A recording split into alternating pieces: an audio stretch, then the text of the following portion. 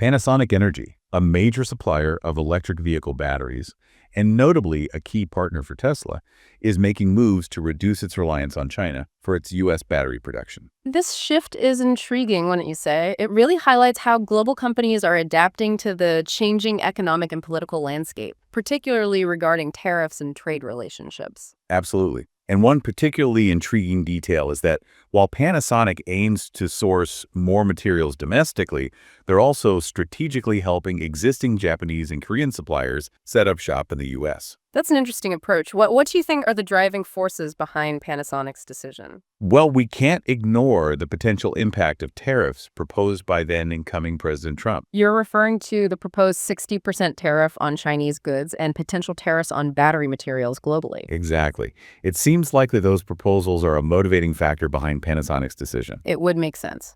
How is Panasonic going about restructuring its supply chain? What strategies are they using to mitigate the risks? It seems they're adopting what we could call a three-pronged attack. A three-pronged attack. Tell me more. First, they're engaging new U.S. suppliers. Second, they're assisting current Japanese and Korean suppliers in establishing U.S. operations. And finally, they're leveraging suppliers already planning U.S. expansions. That's a pretty comprehensive approach. It certainly suggests a deliberate effort to diversify their supply chain and reduce reliance on China. What kind of impact could this shift have on Panasonic, do you think? Well, sourcing materials closer to their U.S. production facilities could lead to cost savings and reduced vulnerability to global trade tensions. That's true. But what about the broader implications? What does this move signal about the changing dynamics of global trade and manufacturing? It could be a sign of a larger trend. Maybe we'll see more companies reassessing their reliance on China and seeking to localize production. Especially if those tariffs continue to loom large, what kind of ripple effects could we see from this? I'm particularly interested in the potential impact on other Japanese companies, particularly those in the automotive and heavy machinery industries. That's a good point. Companies like Nissan, Honda, and Komatsu have already voiced concerns regarding potential U.S. tariffs on imports from Mexico and Canada. It seems there's a lot of apprehension about how these shifting trade policies will affect these interconnected global industries. Definitely something to keep a close eye on. For sure. This strategic shift could also have implications for Panasonic's relationship with Tesla, don't you think? As their key battery supplier, sourcing materials domestically would certainly align with Tesla's focus on U.S. manufacturing. You're right, it would. And it could potentially reduce risks associated with global trade tensions for Tesla, too. Exactly. It could really strengthen their partnership. How do you think this will impact the competitive landscape of the electric vehicle battery market? Well, if Panasonic can align with Tesla's manufacturing strategy like that and reduce supply chain disruptions, they'll definitely be a more reliable partner. That's a good point. They might even force competitors to adopt similar strategies. To remain competitive, they might have to, yeah. It could lead to an accelerated trend towards regionalized supply chains within the whole electric vehicle battery sector. That's an interesting thought. What implications do you see for innovation and technological advancement within a more regionalized market? Good question. Regionalized supply chains could actually foster more localized expertise, maybe even lead to the development of distinct regional innovation hubs. That could lead to accelerated technological advancements, couldn't it? Absolutely. I wonder what challenges Panasonic might face as it seeks to engage new U.S. suppliers, though. What do you think? Well, identifying and vetting new suppliers is always a challenge, and ensuring the quality and reliability of materials from new sources. Not to mention the availability of sufficient quantities of raw materials within the United States. That's a big one. How do you think Panasonic will address those challenges? They'll need to ensure a smooth transition in their supply chain. Their success really hinges on their ability to effectively identify and vet new suppliers, I think, and to mitigate potential risks associated with quality and availability.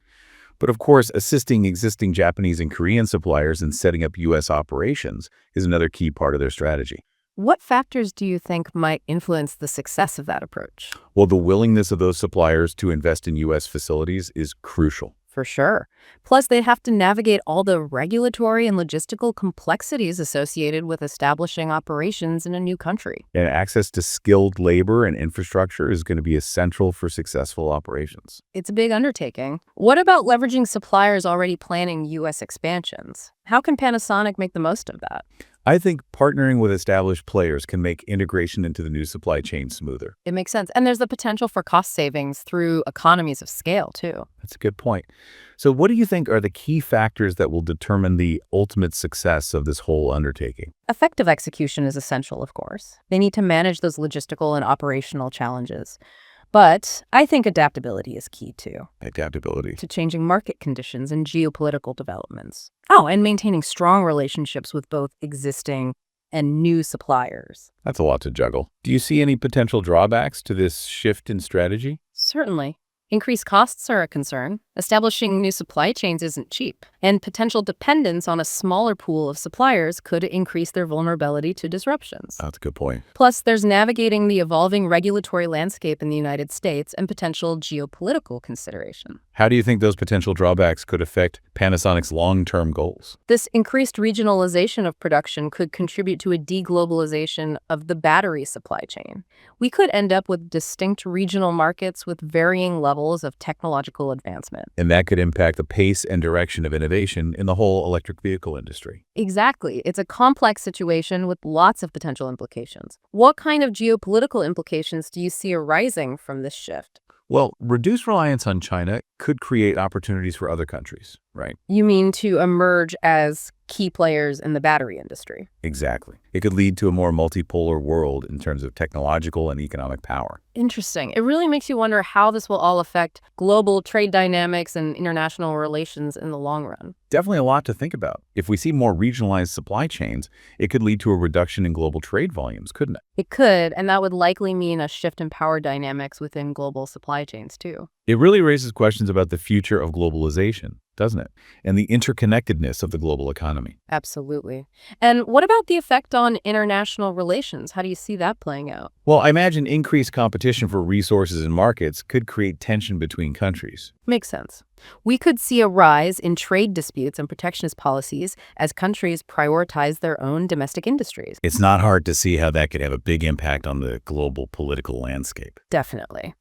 This shift also brings up some interesting questions about sustainability. How so? Well, think about it. Transportation of materials over shorter distances could reduce emissions, and localized production might facilitate the use of renewable energy sources. That would certainly align with the growing emphasis on sustainable manufacturing practices in the electric vehicle industry, wouldn't it? It would. It makes you wonder, is Panasonic's strategy just a company-specific decision, or is it a sign of broader changes in global manufacturing? That's the million-dollar question, isn't it?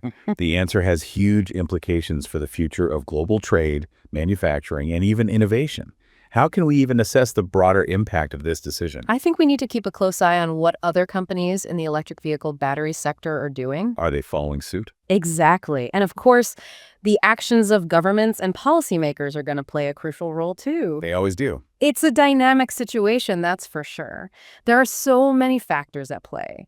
Economic forces, political decisions, technological advancements. It's fascinating to see how it all unfolds, isn't it? It certainly is. And how those factors interact will ultimately shape the future of global manufacturing. Until next time, goodbye.